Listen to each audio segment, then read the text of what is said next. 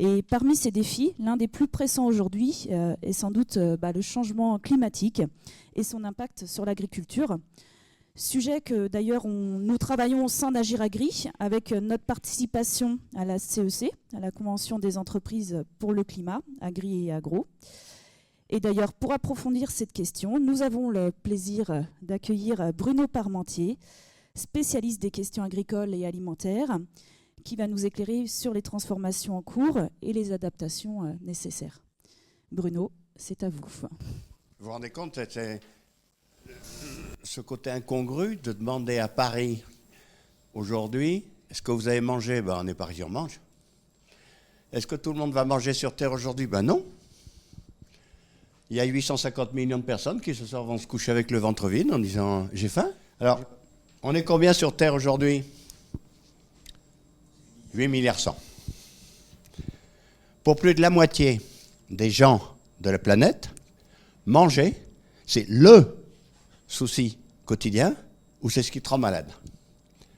Donc finalement, l'agriculture, c'est pas ringard du tout. Alors, je n'ai pas la peine de vous le dire à vous.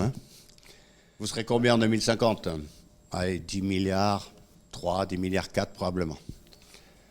On n'a aucune idée de comment on va faire pour se nourrir à 10 milliards 4 sur la planète. Donc, c'est quand même un défi gigantesque pour l'humanité.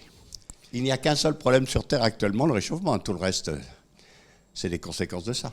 Tout ça, on arrive au XXIe siècle et puis nous y voilà. Alors, on a l'impression que les petits chiffres, c'est pas bien grave. Qui est-ce qui utilise le rayonnement solaire? Qui est-ce qui attend la pluie?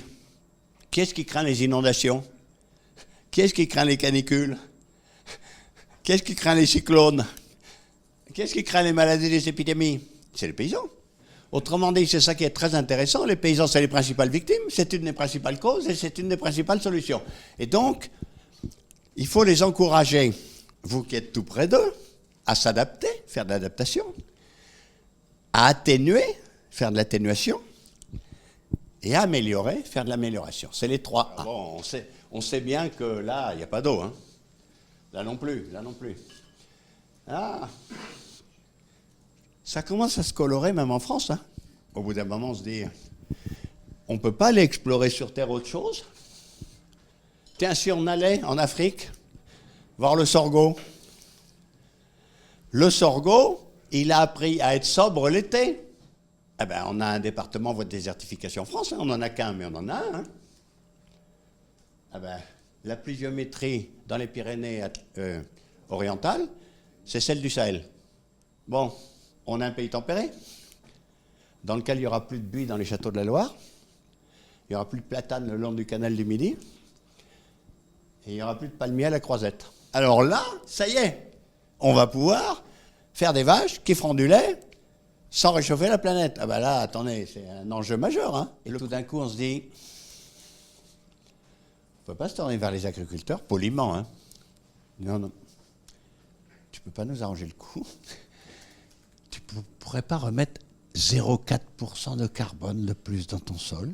Autrement dit, l'agriculture moderne a réussi à augmenter massivement la productivité en France jusqu'à l'an 90-2000 et maintenant terminate.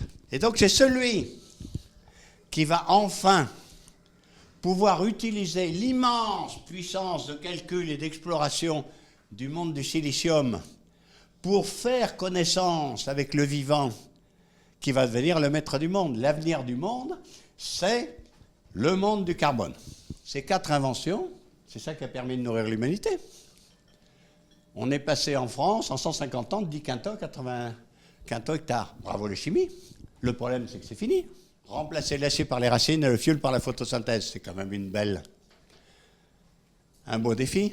Et donc, voilà, la nouvelle agriculture reste à inventer.